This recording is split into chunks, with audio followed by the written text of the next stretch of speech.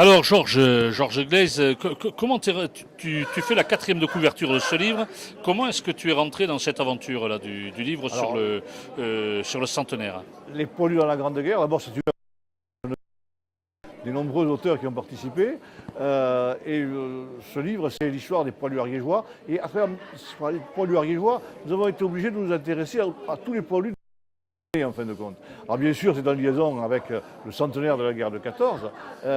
Ces noms de tous nos monuments aux morts, hommage, il fallait que cette mémoire soit activée et le centenaire est aussi donc un peu ce moment, ce temps fort de l'activation. C'est un temps qui n'est pas limité seulement à 1914 puisque l'expérience va se durer pendant en fin de compte 5 ans jusqu'en 1919 et donc le travail de l'association dans lequel j'ai modestement participé eh bien, s'étend donc sur cette durée de 5 ans.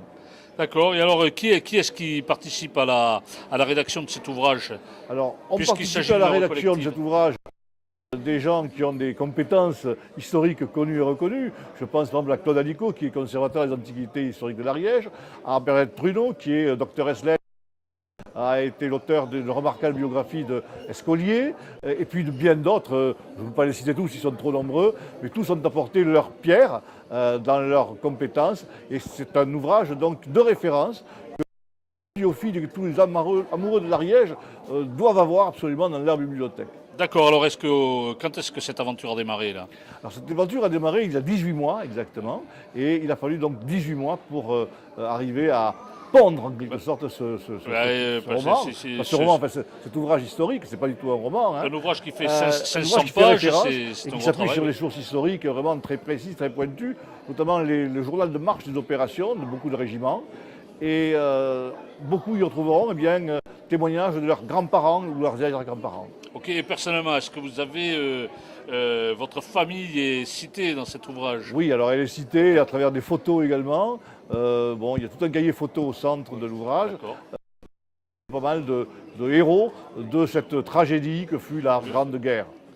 Alors, vous avez écrit ce livre historique, vous avez dit que c'est un livre qui fait référence, c'est un livre référence, effectivement, un livre historique. Est-ce que vous avez eu du mal à participer à cette œuvre par rapport à vos romans? Parce que ce n'est pas du travail de romancier, là on travaille dans l'histoire, Voilà, alors dans ce le n'est pas réel. l'effet un travail de Oui. romancier. Ce n'est pas le premier travail Ah. historique que j'ai fait. Eh non, vous puisque, êtes un professeur d'histoire, c'est connu. Bon. j'ai déjà fait une biographie de Charles de Gaulle pour le ministère des Anciens Combattants.